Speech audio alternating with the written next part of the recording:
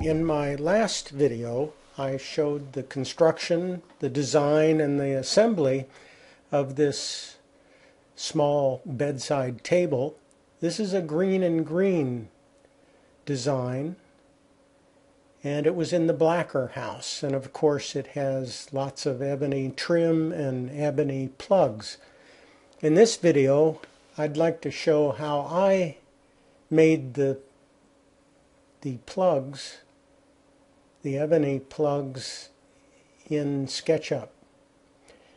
And I'll start with this scene that is without any ebony plugs, and I'll zoom into the leg area here in the stretchers where this plug covers a tenon peg, and I'll create a little face on that opening and then double click and create a component called 1/4 inch plug. And I'll go into X-ray here and add the depth into the socket here. It's a little more than 1/8 of an inch. I can just drive the push-pull tool back to the bottom of that recess. And then I'm going to hit Control key so that I can create another little face out here, and that's 3/32 inch high above the surface of the leg. Because I used the Control key, that's going to show a border line right at the surface of the leg, which I need for reference. And we need to shape the top surface.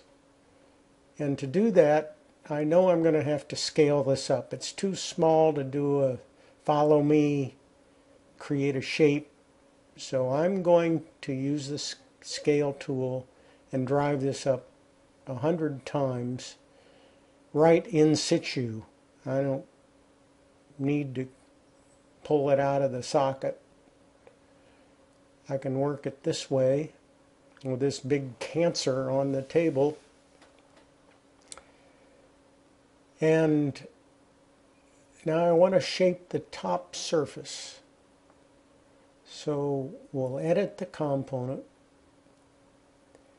grab the arc tool, and right at the midpoint here of this edge, I'll start the arc tool and then go down to the midpoint of that edge, the top surface edge, look for tangency, click, and I've got my arc shape that I want.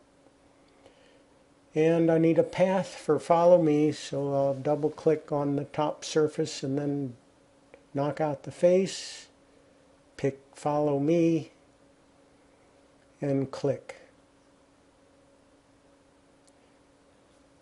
Okay, we could smooth this out, but I don't smooth it because I'm going to end up painting these things black and you can't see these edges anyway.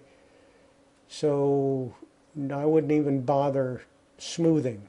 But I do need to come down to real size. So again, with the scale tool and the corner grabs, I bring that down, type 0.01. And we should be back to the same location and size. That looks good. That's all right for this 1/4 inch plug, but we've got many others on other faces, but I'll just use this one to plug the other faces around the table. And I can rotate with the move tool 90 degrees and grab it at that line corner right there, which is flush with the leg at that corner, so I know that I'm getting a precise location of the new plug. Okay, so now we've got enough plugs to go around and flip and copy and fill up all the way around the table. But up here on the breadboard, we have a different size opening. It's 5/16 and it's longer. So I'm going to use the one we just created to make this new ebony plug. Grab it at the corner location and precisely locate it. The first thing I'm going to do is explode this component to make a new component, and I'll call that 5/16 short, because there's two breadboard plugs. Two of them are short and one of them is long. This is the short, and I'm going to grab the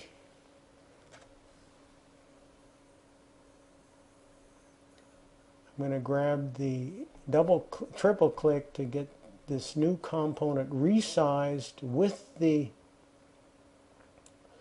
scale tool. And I want to grab this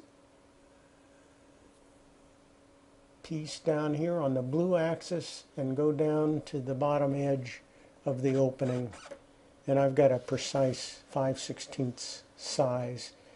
Continue with that scale tool on the green axis and pull it out to the length.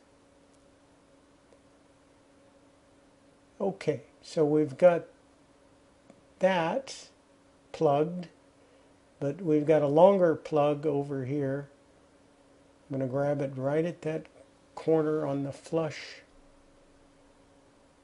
line and precisely locate it here.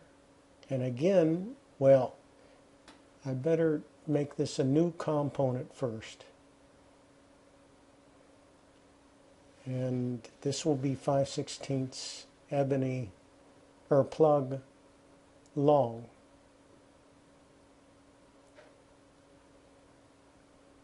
And triple click to edit the component, get the scale tool and bring it out to length, and we have, these are all the different varieties then of plugs, and I can finish up moving and copying and flipping to get all the plugs in place. I could go ahead then and use the black material to coat them.